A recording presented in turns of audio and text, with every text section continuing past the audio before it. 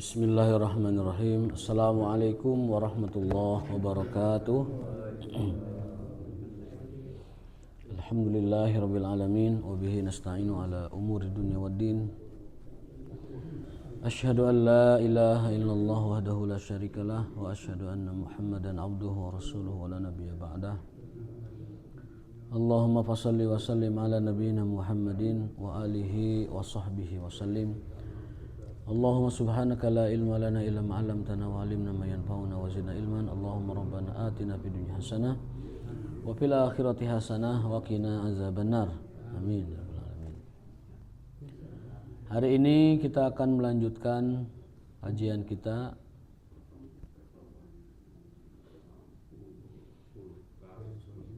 Riyadhus Shalihin, ya, betul. Riyadhus Shalihin menyelesaikan ya bab tentang al-muraqabah atau al-ihsan.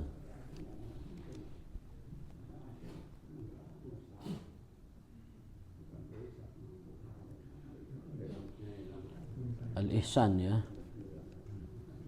merasa diri diawasi oleh Allah Subhanahu wa taala. Babul muraqabah. Muraqabah itu adalah pondasinya ihsan. Baik. Hadis nomor 7 dari bab ihsan atau muraqabah. An Abi Ya'la Shaddad ibni Aus radhiyallahu anhu anin Nabi sallallahu alaihi wasallam. Hujan ya? Hujan. Alhamdulillah. Qala al-kayyisu man dana nafsahu wa amila lima ba'dal maut. Rasulullah SAW bersabda dalam hadis yang diriwayatkan oleh Abu Ya'la Shaddad bin Aus dalam Bukhari ya. Al-kayyisu, orang yang cerdas, adalah man dana nafsahu, orang yang mempersiapkan dirinya. Maksudnya adalah orang yang sudah menghitung-hitung dirinya, sudah menghisab dirinya, mempersiapkan diri. Wa amila lima ba'dal maut, dan beramal untuk kematiannya, maksudnya kehidupan setelah mati. Al-kayyis, kais itu orang yang cerdas, orang yang fatonah.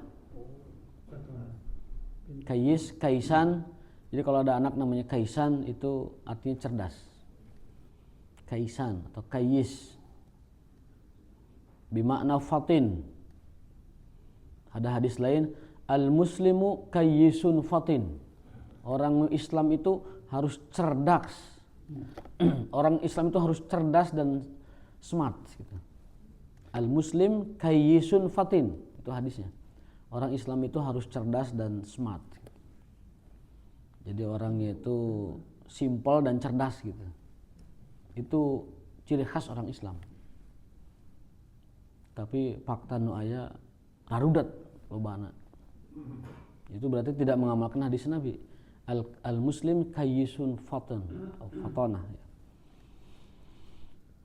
Nah, di dalam hadis ini Rasulullah bersabda sallallahu alaihi wasallam, al-kayyisu, orang yang cerdas, mandana nafsahu, orang yang menyiapkan dirinya, wa amila lima ba'dal maut, dan berbuat untuk persiapan setelah kematiannya. Itu orang cerdas. Dia tahu ada kehidupan yang lebih panjang dari kehidupan ini. Dia tahu ada kehidupan yang abadi setelah kehidupan dunia. Dia tahu bahwa dunia itu seperti orang yang singgah di bawah pohon, sebagaimana Nabi mengatakan, ad-dunya mali walidunya ila qarabi bin istadhalla tahta syajar. Kata Rasulullah, dunia itu tidaklah seperti kecuali orang yang bepergian di gurun pasir lalu menemukan sebuah pohon, dia singgah sebentar. Sumaraha wa tarakaha, kemudian pergi meninggalkannya. Nah, orang yang memahami hakikat kehidupan tersebut, dia akan dana nafsahu, menyiapkan diri. Wa amila, dan berbuat, beramal, beribadah, taat atau lain sebagainya, akhlakul karimah. Lima ba'dal maut, untuk mempersiapkan kehidupan setelah matinya. Wal ajizu man atba'a nafsahu hawaha. Adapun sebaliknya, orang yang bodoh orang yang lemah pikirnya, orang yang lemah kemampuan intelektualnya. Man atba'a nafsahu, orang yang mengikuti nafsunya, hawaha atau hawanya, hawa nafsu. Wa tamanna 'ala Allah, dan banyak berangan-angan dari Allah Subhanahu wa taala. Jadi orang ini berangan banyak dari Allah tapi tidak berbuat apa-apa, bahkan mengikuti hawa nafsunya. Dalam hadis lain Rasul bersabda, laisal imanu bitamanni. Keimanan itu tidak cukup hanya tamanni. Tamanni itu dari tamanna, apa artinya? Berangan-angan. Iman tidak cukup hanya berangan-angan, tapi iman itu harus dibuktikan. Apa pembuktian iman? Al-imanu tasdiqun bil qalbi wa taqrirun bil lisani wal amalu bil jawarihi. Iman adalah meyakini dengan hati, mengucapkan dengan lisan, dan mengamalkan dengan perbuatan. Itu makna iman. Makanya Rasulullah laisal iman bitamanni. Iman itu tidak cukup hanya dengan tamanni, berangan-angan. Akan tetapi dengan bil qauli wal amal, dengan dengan ucapan yakni syahadatain, dan juga al amal, mengamalkan hal tersebut. Itu hadis nomor 7 dalam bab ini ya. Mudah-mudahan kita semua menjadi orang yang kayis, orang yang cerdas, orang yang berakal lurus, orang yang berakal sehat. Yang dalam definisi Rasulullah adalah orang yang cerdas dan berakal sehat, berakal benar lurus adalah orang yang mempersiapkan diri untuk kehidupan yang lebih abadi dari kehidupan yang sekarang ini. Rawahu Tirmidzi, hadis ini juga diriwayatkan oleh Tirmidzi dan beliau mengatakan hadisun hasanun. Imam Ahmad juga mengeluarkan, Imam Ibnu Majah juga menyampaikan hal tersebut, termasuk Imam Hakim. Dan beliau mengatakan wasahahu ala syartil Bukhari. Ini sudah sah menurut standar pensahihan Imam Bukhari.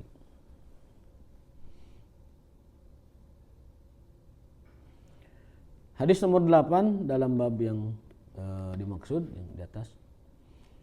An Abi Hurairah radhiyallahu anhu qala Rasulullah sallallahu alaihi wasallam min husni islamil mar'i tarkuhu ma la ya'nihi. Hadis riwayat Tirmizi, hadis hasan ya, dan juga ulama-ulama lain meriwayatkan. Termasuk dalam banyak kitab hadis ya. Di antara tanda bagusnya Islam seseorang adalah meninggalkan perkara-perkara yang tidak bermanfaat baginya. Ya, jadi alamat ataupun indikator bagus tidaknya Islam seseorang itu manakala dia meninggalkan hal-hal yang tidak berguna baginya. Bahkan para ulama menjelaskannya lebih tegas lagi, bahwa di antara tanda bahwa Allah mencabut keberkahan waktu kita adalah dengan dibiarkan kita ini sibuk tapi teka pakai, sibuk tapi tidak bermanfaat, sibuk tapi tidak berguna baik untuk akhiratnya ataupun untuk dunianya. Capek teka pakai, teu pi duiteun, teu pi pahalaeun. Nah, eta anu ngaranna dicabut berkah waktunya. Ihris ala ma yanfa'uk, dalam hadis lain Rasul bersabda, semangatlah, segutlah, antusiaslah ala ma yanfa'uka, kepada apa yang paling bermanfaat atau yang bermanfaat bagi kamu. Jadi kita disuruh untuk semangat, antusias terhadap apapun yang sekiranya ada manfaat buat kita. Jadi jangan menunjukkan sikap yang pulaya peleye, sikap yang tidak antusias terhadap suatu manfaat yang Allah hadirkan kepada dia. Baik manfaat ilmu ataupun manfaat rezeki ataupun manfaat yang lain-lain. Kita harus semangat. Harus semangat dan antusias terhadap apapun yang mendatangkan manfaat kita yang Allah hadirkan kepada kita. Itu hadisnya ihris ala ma yanfa'uka. Dalam hadis ini redaksinya min husni islamil mar'i tarkuhu ma la ya'nihi.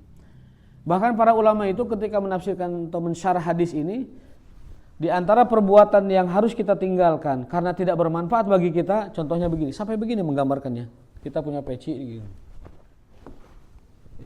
Ini tebih. Nah, sampai mereka tuh mengatakan kalau ada orang main-main peci begini, itu termasuk melanggar hadis ini. Bagus tidaknya Islam seseorang manakala dia meninggalkan hal yang tidak bermanfaat baginya. Bahkan nyok peci itu perkara tidak bermanfaat, harus ditinggalkan. Hah? Kalau Jumat lago istilahnya. Kalau ini tarkuhu ma la ya'nihi. Di antara tarkuhu ma la ya'nihi, kata para ulama yang seriusnya, ada mutadakhul fi syu'unil akharin. Tidak turut campur, tidak ikut campur teu pipilueun kana urusan batur. Itu termasuk bagus Islamnya seseorang, bagus tidaknya Islam seseorang manakala dia tidak terpancing, tidak berhasrat, tidak memiliki keusilan atau kegenitan mencampuri urusan orang lain. Jadi kalau ada orang yang pipilun kena urusan batur, termasuk orang yang melanggar hadis ini, melakukan hal yang tidak bermanfaat bagi dia. Kecuali berkenaan dengan apa? Berkenaan dengan awamiruddin wa nawahi ad-din. Kecuali berkenaan dengan dakwah amar ma'ruf nahi munkar, karena kewajiban itu datangnya dari Allah. Beda. Misalkan ada orang ya ketika minum pakai tangan kiri misalkan. Memang itu urusan dia. Tetapi karena dia muslim dan kita muslim, kita terikat sebuah kewajiban dari Allah, ad-dinun nasihah. Agama itu saling menasihati. Agama itu menyuruh yang ma'ruf, mencegah yang mungkar, sekecil apapun, selagi kita bisa. Maka hal tersebut tidak termasuk mencampuri urusan orang lain. Karena prinsipnya ad-dinun nasihah. Perintahkan saudaramu kepada yang ma'ruf dan cegah saudaramu dari yang mungkar. Dan hakikatnya kita sebenarnya menyelamatkan dia. Karena Rasul bersabda, "Asyaiton, hanya syaitan yang minum dengan tangan kiri. Yasrab bishimalihi." Syaitan itu minum dengan tangan kirinya. Ya. Contoh lain, ada kawan kita misalnya masih berta'amul dengan hal-hal yang ribawi. Kita ingatkan, ad-dinun nasihah. Itu bukan mencampuri saldo orang lain. Teu hayang apa saldo sabaraha pek wae. Tetapi manakala dia terlihat masih berinteraksi dengan ribawi, setidaknya kita menyampaikan, hati-hati dengan riba. Riba itu tampilannya seperti maslahat, tapi dalamnya itu adalah petaka, karena dia sedang menantang Allah Subhanahu wa taala. Allah berfirman, "Fa'dzanu biharbin minallah." Orang yang masih berta'amul dengan riba, ingat, dia sedang menantang perang dengan Allah.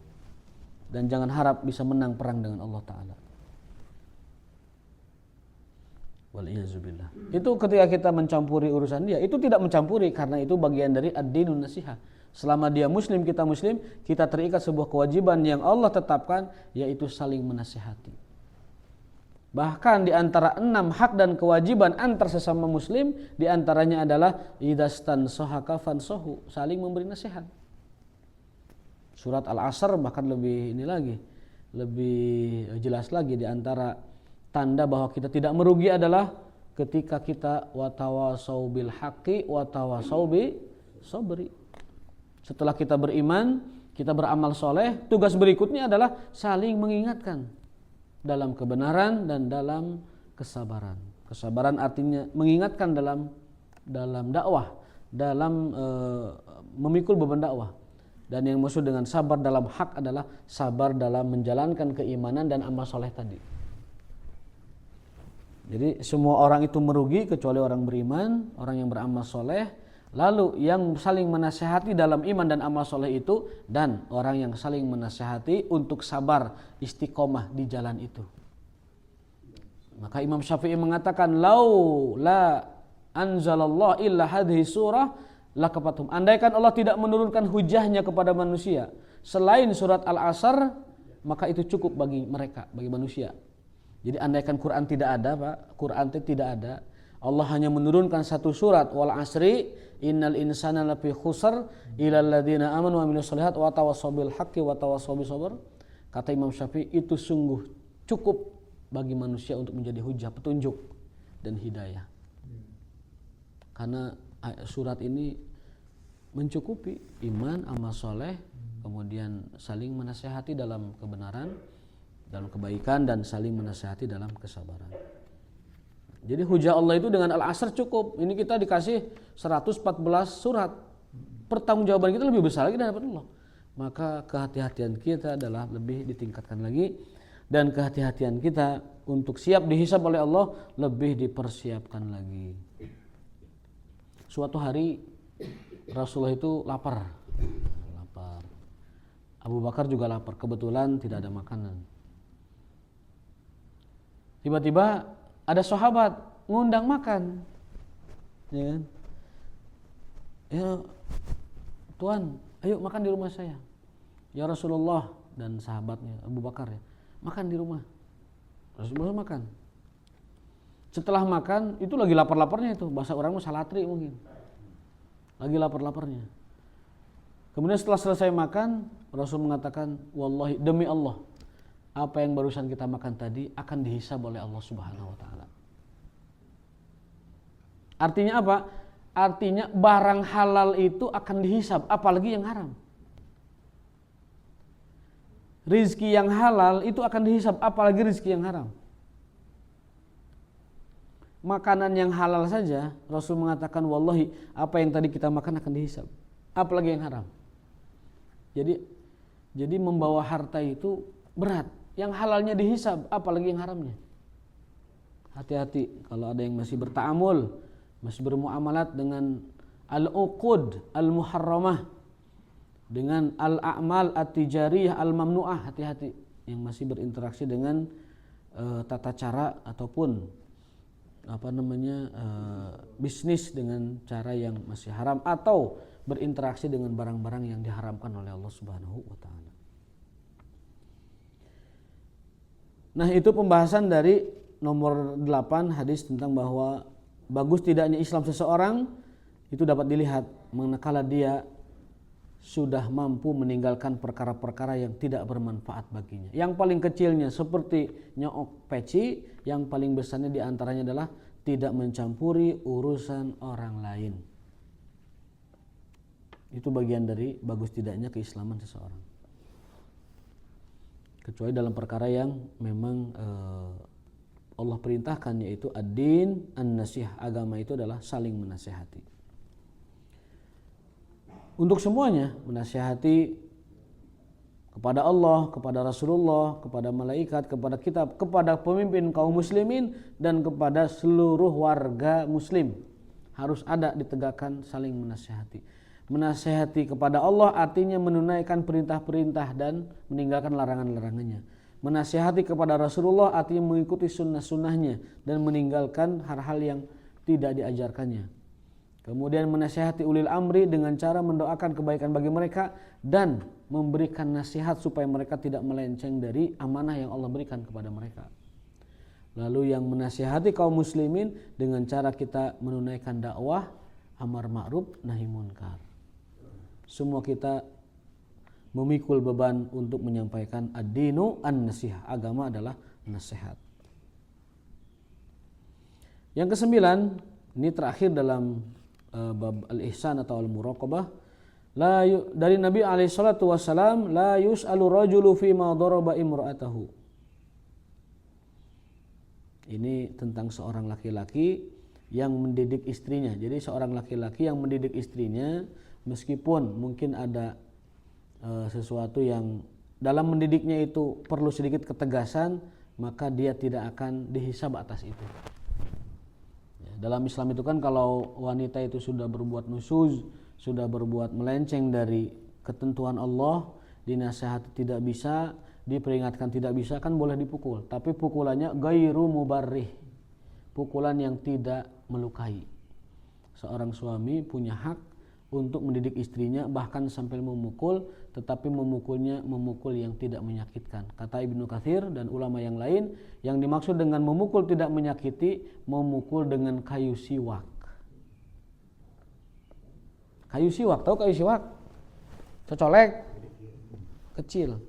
Yang penting sebagai penegas bahwa suami itu serius menegur dia gitu. Bukan memukul pakai samurai, itu bukan memukul itu mah ya. Pakai kayu siwak. Yang penting jangan bagian muka. Islam mengharamkan seseorang memukul muka. Jadi dampal suku misalkan betis itu boleh. Itu bab hadis terakhir dalam bab ihsan, artinya bab muraqabah ya, tidak termasuk yang dimuraqabahi yang akan dipertanggungjawabkan oleh seorang laki-laki manakala dia memukul istrinya dalam rangka mentakdib ataupun mendidik dan mengajari dia tentang adab-adab Islam ya, dan kewajiban-kewajibannya. Selama tadi darbun gairu mubarrah, pukulan yang tidak menyakiti atau melukai, hanya sebagai penegas bahwa suaminya itu tidak ridho dengan kelakuan istrinya tersebut. Kalau di kita bisa kena KDRT ya. Walaupun kayu siwak mungkin kena KDRT di kita. Ya diatur-atur aja lah. Sebatas apa yang kita bisa lakukan. Jangan sampai melanggar hukum juga. Ya, walaupun kata agama silakan pukul, yang penting tidak melukai, tetapi kita punya aturan lain, yaitu aturan negara yang kita tidak boleh langgar. Karena apa? Kalau melanggar jadi madarat buat kita, ngeripuhkan ke orang. Jadi mendingan jangan. Babut taqwa. Nah, bab berikutnya tentang bab ketakwaan. Ya. Ini Imam Nawawi mengurutkan hadis-hadis takwa di nomor 6, bab 6 ya, setelah bab ikhlas, bab ihsan dan lain-lain sebagainya. Ada beberapa ayat di mana Allah Ta'ala memerintahkan kita untuk bertakwa, sebenar-benarnya takwa. Jadi ada takwa, ada haqqat takwa. Ada takwa, ada haqqatu qatih. Ada iman al-haq. Ulaika humul mu'minun haqqa. Ada tilawah, tapi ada tilawah bil haq, tilawah yang benar. Yatluna haqqa tilawatihi. Jadi yang saya pahami berarti ada standar iman yang biasa, ada standar iman yang al-iman al-haqqa, haqqul iman. Ada standar takwa, ada standar haqqut takwa atau haqqut tuqatih. Ada standar tilawah biasa, ada haqqat tilawati. Kalau tilawah ya seperti kita tadarusan itu tilawah. Tapi kalau haqqat tilawati, tadabburuhu wa tafakkuruhu wa ta'ammuq fi ma'anihi dan al-amalu bihi, itu namanya tilawah, haqqat tilawah.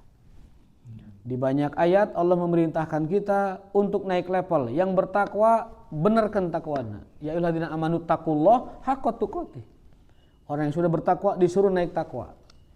Orang yang sudah beriman disuruh naik iman. Ulaika humul mu'minun haqqa. Orang yang sudah membaca kitab Al-Quran, tilawah, disuruh untuk naik level haqqa tilawah. Nah, naik level tersebut membutuhkan ilmu dan bekal. Jangan sampai salah bekal juga. Dari tadinya tilawah, naik haqqa tilawah, malah dibacanya tafsir liberal. Ya, hancur. Bukan haqqa tilawah, malah itu absad tilawah, bisa menjadi yang tilawahnya rusak begitu kan. Termasuk juga iman, dari iman yang standar naik ke iman yang lebih serius lagi, tapi salah jalan. Bukannya beriman kepada Allah, malah ujungnya kufur dan aneh-aneh dalam beragama. Lama-lama nggak sholat, menempuh jalur tertentu, menempuh tirakat tertentu, harusnya lebih mendekatkan diri kepada Allah dengan iman, malah imannya yang ada pun beak, terkikis. Walhasil ujung-ujungnya tidak lagi beribadah kepada Allah. Cukup dengan lizikri, dan sudah nyampe lizikri, yang penting sudah makrifat kepada Allah, tidak lagi butuh ibadah. Itu bukan hakul iman, tetapi merosot menjadi dhaful iman, bahkan mungkin hilang iman, zawalul iman. Sama hakot takwa juga, yang tadinya takwa naikkan menjadi hakot takwa, tapi jangan salah jalan. Bisa jadi takwa yang ada malah turun dan menjadi yang lebih parah. Kita punya bekal al-imanu yazidu wa yanqus, yazidu bi ta'ah wa yanqusu bil ma'siyah. Ingin iman kita naik, ibadah kita naik, dorong dengan ketaatan. Ini yang jarang kita sadari. Kalau iman kita ingin naik, dorong dengan ketaatan. Pertebal sholat, ya, perbanyak ibadah sunnah, berbanyak tilawatil Quran, perbanyak zikir, itu iman akan naik. Karena rumusnya begitu, iman itu naik dan turun, naiknya dengan ketakwaan, turunnya dengan kemaksiatan. Ada hadis, la yaznil mu'min wa huwa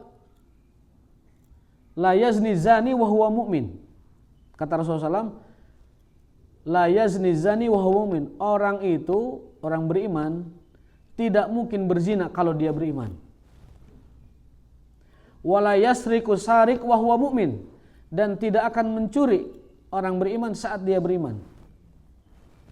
Dan tidak akan berdusta orang yang berdusta saat dia beriman. Itu artinya saat imannya sempurna, dia tidak akan melakukan dosa-dosa tadi.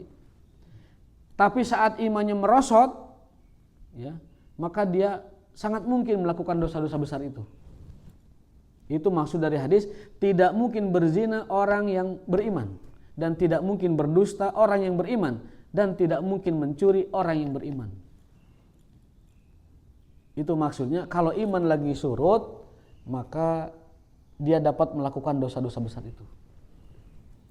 Bukan imannya hilang, bukan dia tidak beriman, orang berzina imannya hilang jadi kafir, enggak. Atau orang berdusta kemudian jadi kafir, tidak. Atau pencuri jadi kafir, tidak. Sama sekali bukan itu pemahamannya. Pemahaman yang benar adalah bahwa orang beriman ketika imannya bagus, dia tidak akan mencuri, dia tidak akan berzina, dia tidak akan berbohong. Tapi kalau imannya lagi merosot, maka kemungkinan dia bisa melakukan dosa-dosa tersebut. La yazni zani wa huwa mu'min. Tidak mungkin orang beriman saat imannya bagus dia melakukan dosa tersebut. Artinya saat kita melanggar Allah itu tanda bahwa iman kita sedang merosot. Saat kita melakukan maksiat itu tanda bahwa iman kita sedang turun, ya. Maka sebaik mungkin kita tingkatkan hakul iman, dari iman tingkatkan menjadi hakul iman. Mudah-mudahan Allah berikan kemudahan bagi kita semua untuk menjadikan takwa kita haqqa tuqatih. Ya ayyuhalladzina amanu taqullaha haqqa tuqatih. Ali Imran ayat 102. Di dalam ayat lain Allah memerintahkan fattaqullaha mastata'tum. Bertakwalah kepada Allah semampu kalian. Ayat ini turun berkenaan dengan para sahabat yang terlalu banyak volume ibadahnya. Kalau tahajud dia semalaman lupa dengan istri dan keluarganya. Kalau dia puasa terus-terusan berpuasa, tidak ada jeda dia untuk makan dan minum di hari yang lain. Jadi ini tentang para sahabat yang habis-habisan beribadahnya melupakan hak hamba Allah yang lain. Maka turunlah ayat fattaqullah mastata'tum. Bertakwalah kepada Allah semampu kalian. Dalam hadis lain, tadi ayat ya, dalam hadis Rasul bersabda, "Inna alaika li badanika hakun." Sesungguhnya badanmu punya hak. Wa inna alaika li ainika hakun. Matamu punya hak, badanmu punya hak, keluargamu punya hak. Jangan sampai kita beribadah tetapi melupakan hak-hak mereka. Itu menyelisihi ketentuan dari Rasulullah SAW. Jadi bertakwalah kepada Allah dengan sekemampu kalian. Ayat lain, ya ayyuhalladzina amanu taqullaha wa qulu qawlan sadida. Wahai orang-orang yang beriman, bertakwalah kalian kepada Allah dan katakanlah qawlan sadida, perkataan yang lurus, perkataan yang benar. Para ulama menafsirkan perkataan yang benar adalah sampaikan sesuai dengan ketentuan Rasulullah SAW. Itulah perkataan yang benar. Dengan ilmu yang benar, dengan petunjuk Rasulullah yang benar. Itu maksud dari dan sampaikanlah perkataan yang benar, at-tauhid, as-sunnah, dan juga ketentuan-ketentuan dalam agama yang benar, yang sumbernya dari Rasulullah SAW, Al-Quran dan Rasulullah SAW. Wal ayatu fil amri bittaqwa katsirah ma'lumah. Dan ayat-ayat tentang ketakwaan sangatlah banyak. Sampai Rasul mengatakan setiap nabi pesan mereka kepada umatnya adalah ittaqullah. Makanya dia dijadikan pesan sebagai pesan khutbah, dan syarat atau rukun dari khutbah itu menjadi sah. Ada pesan takwanya. Dan pesan takwa para nabi adalah ittaqullah. Baru yang lain-lainnya. Adapun faidah dari ketakwaan adalah wa may yattaqillaha yaj'al lahu makhraja. Barang siapa yang bertakwa kepada Allah, Allah jadikan buat dia makhraja, jalan keluar. Makhraj fid dunya wa makhrajun fil akhirah. Jalan keluar dari kesulitan dunia dan jalan keluar dari kesulitan akhirat. Itu maksud dari ayat wa may yattaqillaha yaj'al lahu makhraja. Barang siapa yang bertakwa kepada Allah, Allah akan berikan solusi dunia dan solusi akhirat. Wa yarzuqhu min haitsu la yahtasib. Dan orang yang bertakwa kepada Allah akan diberikan rizki min haitsu la yahtasib, tanpa ia duga-duga sebelumnya. Dari kata ulama, tanpa diduga maksudnya tidak terpikirkan sama sekali dalam bayangan pikirnya. La yahturu fi aqlihi, tidak terlintas sedikit pun itu akan dialaminya. La yahtasib. Tetapi perlu diingat, yang namanya yarzuku, rizku, ya, itu bukan hanya rizku materi. Kita banyak rizki yang non materi lebih besar dari materi itu sendiri bahkan. Ada rizki berupa kesehatan, ada rizki berupa waktu yang luang, ada waktu berupa keluarga yang harmonis, ya. Ada rizki berupa pasangan yang soleha, ada rizki berupa yang lain-lain. Orang yang bertakwa, Allah akan berikan dia solusi, jalan keluar, baik urusan dunia maupun urusan akhirat, dan diberikan rizki yang dia tidak duga-duga. Baik rizki materi ataupun rizki yang bukan materi. Rizki itu si rizki, mana rizki? Iki mana iki? Ya.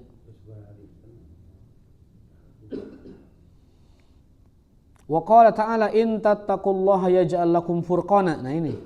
Di antara faedah dan buah takwa itu Allah berikan furqana, kemampuan untuk membedakan mana yang hak dan mana yang batil. Mana yang perlu didukung, mana yang tidak usah didukung atau jangan didukung. Mana yang perlu dipilih dan mana yang tidak perlu dipilih. Itu sumbernya adalah ketakwaan. Kalau orang takwa, Allah akan kasih ilham dia tidak memilih yang salah. Terus kudu luak liuk bisa nyalahkeun. In tattaqullah yaj'al lakum furqana. Kalau kalian bertakwa, Allah akan berikan kemampuan daya untuk dapat membedakan, memisahkan, memilih ainal haq wa ainal batil. Furqan, petunjuk. Dia punya, Allah berikan dia semacam intuisi. Meskipun mungkin dia tidak tahu banyak tentang hal itu, tapi Allah arahkan mana yang benar, mana yang salah. Buah dari ketakwaan. Bedanya takwa sama tawakal apa sih? Beda. Bedanya. Beda. Kalau takwa itu berasal dari kata ittaqa yattaqi. Hati-hati dan senantiasa khawatir, takut jangan-jangan melanggar Allah. Itu takwa. Kalau tawakal, memasrahkan segala sesuatu setelah ikhtiar yang maksimal kepada Allah Subhanahu wa taala. Jadi tawakal itu pasrah diri setelah usaha yang habis-habisan. Itu tawakal. Kalau takwa itu selalu menjaga diri agar tidak melewati batas-batas Allah Subhanahu wa taala. Itu takwa. Ittaqwa yattaqi. Ibnu Abbas menganalogikan takwa itu seperti orang yang bawa obor melewati gua yang gelap. Dunia itu gua yang gelap, lalu obor itu ada ketakwaan, dia lewat. Nah, kalau orang bawa obor, kira-kira jalannya di tengah kegelapan gua akan terang apa tidak? Terang. Nah, itulah takwa. Kalau Ali bin Abi Thalib menggambarkan takwa itu adalah seperti jalan yang banyak duri, kemudian kita memilih jalan mana yang tidak ada durinya. Celek. Lalu beliau mengatakan takwa itu adalah beriman. Al-imanu bil jalil. Ya. Kemudian al-hukm bitanzil. Ar-ridha bil qalil dan seterusnya. Takwa itu adalah beriman kepada Allah yang Maha Jalil, mengikuti Quran yang tanzil diturunkan, berridho kepada yang qalil yang sedikit, dan juga istiqdad li yaumir rahil, menyiapkan untuk perjalanan rahil yang sangat panjang. Itu gambaran ketakwaan dari para sahabat. Jadi beda pemaknaan antara takwa dengan tawakal. Tawakal itu pasrah setelah usaha. Kalau takwa itu berhati-hati menjaga diri supaya tidak melampaui khat ataupun red line ya, batasan Allah Subhanahu wa taala. Tapi ada juga orang yang ada di rel takwa, jalur takwa, tapi kadang nyerempet kepada jalur syubhat. Ada itu. Kata Rasul, "Manit taqwa fi syubhat faqad istabra al-dini wa ardi wa irti." Ini jalan takwa, tapi ada kadang orang yang masih bermain di wilayah abu-abu ini nih. Wilayah syubhat. Solusinya adalah tinggalkan jalur syubhat ini supaya selamat takwanya. Gitu. Faqad istabra al-dinihi wa irdi. Orang yang bertakwa dalam perkara syubhat, itu dia akan dijaga wilayah takwanya, tidak nyerempet kepada yang gairi takwa. Jadi sekali lagi itu definisi dari takwa dan tawakal. Kembali ke penjelasan tadi bahwa jika kalian bertakwa kepada Allah, Allah akan berikan kalian furqana, pembeda, hidayah, petunjuk agar dapat membedakan mana yang salah dan mana yang benar. Mana yang perlu dipilih, mana yang tidak dipilih, mana yang perlu ditempuh, mana yang tidak perlu ditempuh, mana yang harus dilakukan, mana yang tidak harus dilakukan, mana yang penting, mana yang tidak penting. Itu kemampuannya dari takwa. Itu buah takwa. Allah intuisikan, Allah ilhamkan pada seseorang, meskipun mungkin dia tidak tahu ujung dari segalanya, tapi Allah berikan dia intuisi, ilham, petunjuk untuk tidak salah memilih. Baik dalam perdagangan, baik dalam pasangan, baik dalam bernegara, berpolitik, baik dalam segala urusan. Allah berikan intuisi yang membawa dia, menggiring dia untuk tidak salah memilih. Karena itu buah dari ketakwaannya. Dan itu janji Allah, in tattaqullah yaj'al lakum furqana. Jika kalian bertakwa kepada Allah, Allah akan berikan kalian furqan berupa hidayah. Jarang dibahas ini, hidayah politik jarang dibahas. Hidayah politik jarang dibahas. Padahal itu bagian dari furqan. Allah memberikan furqan kepada orang-orang yang bertakwa. Wa yukaffir ankum sayyi'atikum, yang kedua Allah berikan dia kifarat, penghapus, penggugur dosa-dosa. Barang siapa bertakwa kepada Allah, Allah berikan dia pertama furqan, pembeda. Punya kemampuan untuk menganalisa, membedakan, pada akhirnya tepat dalam menentukan sikap berikutnya dalam segala aspek kehidupan. Yang kedua adalah dihapuskan dosa-dosanya. Yang ketiga, wa yaghfir lakum, dan diampuni dosa-dosanya. Jadi ada yukafir, ada yaghfir. Ya. Yaghfir itu mengampuni. Tapi kalau yukafir menutup, menghapus. Berarti ada dosa yang diampuni tetapi efeknya masih bisa dirasakan. Tapi kalau Allah sudah yukafir, sudah mensucikan, itu artinya dosa yang sudah diampuni, Allah hapuskan ke akar-akarnya, efeknya pun tidak akan dia rasakan. Di antara ulama salaf ada yang mengatakan, bahkan orang yang berdosa 40 tahun yang silam, bisa jadi efeknya dirasakan hari ini. Jadi dosa itu ada yang diampuni saja, ada yang dihilangkan akar-akarnya, bekas-bekasnya. Itulah pentingnya kita baca doa iftitah. Allahumma ba'id baini wa bina khotoya kama ba'ata wa nasyirul maghrib. Allah menakin wal khotoya kama nasyirul, dan Allah maksil bil ma'i wasalji wal barad. Alinea pertama, ba'id baini, kita minta dijauhkan dari potensi dosa, baik tempatnya atau waktunya, baik kesempatannya. Alinea kedua dari doa iftitah, ya Allah bersihkan dosaku, ampuni dosaku, sucikan dosaku. Alinea ketiga, kita mohon kepada Allah agar dosa itu, efek dan bekas-bekasnya dihapus sama sekali. Kata para ulama penjelasan hadis ini, bahwa dosa itu terkadang diampuni tapi dampaknya masih dirasakan. Bahkan setelah 40 tahun yang lalu.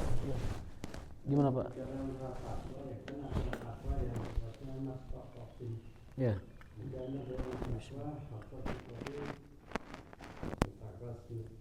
Di antara itu ada takwa yang sifatnya medium. Kemudian tiap-tiap takwa itu apa ada parameternya? Yang takwa semampunya itu parameternya apa? Kemudian kalau yang takwa benar takwa itu parameternya apa? Ya, sih. Kalau saya melihat itu parameternya hadis yang kemarin kita baca, Islam, iman, dan ihsan. Ada takwa yang biasa, lalu ada takwa yang sekuat tenaga, ada yang takwa yang hakko tukoti. Sebagaimana derajat keagamaan kita, ada yang masih Islam tapi belum iman, ada kan? Dari Islam, dari Muslim naik menjadi mukmin. Setelah naik jadi mukmin, naik lagi menjadi muhsin. Jadi Muslim, mukmin, muhsin. Orang muhsin pasti mukmin. Orang mukmin pasti muslim, tapi belum tentu orang muslim dia mukmin. Karena sudah azan, jadi cukup sampai demikian. Itu derajat ketakwaan seseorang. Jadi ada takwa yang biasa, umum, ada takwa yang diupayakan menjadi mastata'tum, ada takwa yang paling atas yaitu haqqa tuqatih. Tilawah juga sama, ada tilawah umum, kemudian ada tilawah yang dimaksimalkan dengan tartil dan dengan tafakur, tadabur. Ada yang tilawah dengan haqqat tilawati, mentilawah bahkan pada sisi-sisi kehidupan kita, itu haqqat tilawah. Ya. Jadi ada tilawah membaca teksnya, ada tilawah membaca maknanya, ada tilawah mengamalkan isinya. Nah, haqqat tilawah itu tilawah dengan mengamalkan isinya, membaca kehidupan dengan petunjuk Al-Quran. Ya, ada tilawah yang biasa tilawah, tapi ada tilawah memandang kehidupan dengan perspektif Al-Quran. Itulah haqqat tilawah. Sagalan dan nanti ke Quran, itu haqqat tilawah itu. Rek dagang, pakai cara pandang dagang Quran. Mau berpolitik, pakai cara pandang berpolitik dengan perspektif Quran. Mau berumah tangga dengan perspektif dan cara pandang Quran. Itu namanya haqqat tilawah. Mau beragama, bermasyarakat, pakai cara pandang Quran. Gimana Quran mengajarkan kita bermasyarakat? Itu haqqat tilawah. Kalau tilawah biasa ya tilawah teks. Tilawah teks saja pahalanya luar biasa, dikali 10, dikali berlipat-lipat, apalagi tilawah dengan sebenar-benarnya tilawah. Maka kita selalu berupaya agar Allah mengangkat derajat kita dari tilawah menjadi haqqat tilawah, dari takwa menjadi haqqat tuqatih, dari iman menjadi haqqul iman. Amin ya rabbal alamin. Prosesnya Rasul sudah sampaikan. Dari Islam naik ke iman, dari iman naik ke ihsan, dari muslim menjadi mukmin, dari mukmin menjadi muhsin. Ini jadi saya melihat dari aspek rukun Islam itu. Jadi yang kemampuan yang terbatas katakan misalnya seorang muslim yang segalanya sudah dijalankan, Ya. cuma tidak bisa menjalankan ibadah haji. Itu kan termasuk rukun Islam yang Ya. dijalankan, tapi karena faktor-faktor yang tertentu tidak bisa. Ya, Mas. Bisa masuk ke sana. Mastata'tum. Bertakwalah kepada Allah mastata'tum, dengan sekemampuan takwa kita. Ya. Mastata'tum itu bukan sebatas kemampuan, tapi sekuat tenaga kita mendorong. Itu mastata'tum. Gitu. Haji misalkan, kata Imam Malik, kalau ada pemuda di Afrika awakna sehat, jag-jag waringkas, bisa lempang ke Ka'bah, ke Mekah, lempang, harus lempang itu. Kalau ada orang di Afrika bisa ke tanah suci dengan badannya yang kuat itu, naik sepeda, mau naik motor, mau lempang, jalankan. Itu namanya melaksanakan kewajiban haji. Mundi kita mah sederhananya, kalau kita memang serius mau ibadah haji, daftar dengan serius, bayar uang mukanya, karena mekanisme undang-undang di kitanya begitu, daftar heula, pesan kuota dulu kan begitu. Doa yang kuat, benar-benar usaha nabung dan sebagainya, itu baru orang serius mau haji gitu. Tapi kalau hanya tadi tamani saja, angan-angan, imannya hanya dengan angan-angan, mudah-mudahan we bisa haji. Bari teu nabung saperak-perak acan. Mudah-mudahan bae jadi ahli tahajud. Bari teu niat sore-sore acan. Teu niat sama sekali. Mau gimana mau jadi ahli tahajud? Saya pengen jadi ahli Quran nih. Bari teu diajar tajwid. Sajam-jam acan misalnya, atau 1 menit-menit acan. Ahkamul huruf, sifatul huruf dan ahkamul tajwid itu kan standar tartil, tapi tidak ditempuh, ya bagaimana mau jadi hakot tilawah yang sesungguhnya? Tilawah biasa saja belum sempurna, belum standar, gimana mau hakot tilawah? Jadi proses ke sana itu cukup panjang dan jalur penempuh untuk nyampe ke sana itu adalah thalabul ilmi. Baik ilmu takwa, baik ilmu iman, baik ilmu tilawah, semuanya itu ada di thalabul ilmi. Asal runut kita belajar, asal benar kita menempuh jalur ilmunya, asal benar kita berguru, insya Allah dengan izin Allah kita akan sampai kepada yang disebut dengan hakut takwa, hakul iman dan hakut tilawah, insya Allah. Kalaupun tidak sampai, sekurang-kurangnya kita proses menuju ke sananya itu ditempuh menuju ke sana. Jangan pernah pesimis, selalu optimis. Liya'zim rogbah, perkuat harapan, perbesar keyakinan, dan kita akan sampai kepada darajat hakul iman, insyaallah. Mudah-mudahan hadanallahu wa yakum ajmain, mudah-mudahan bisa dilanjutkan di pertemuan berikutnya dan ini menjadi bekal bagi kita. Subhanakallahumma wa bihamdika asyhadu an la ilaha illa anta astaghfiruka wa atubu ilaik. Wassalamualaikum warahmatullahi wabarakatuh.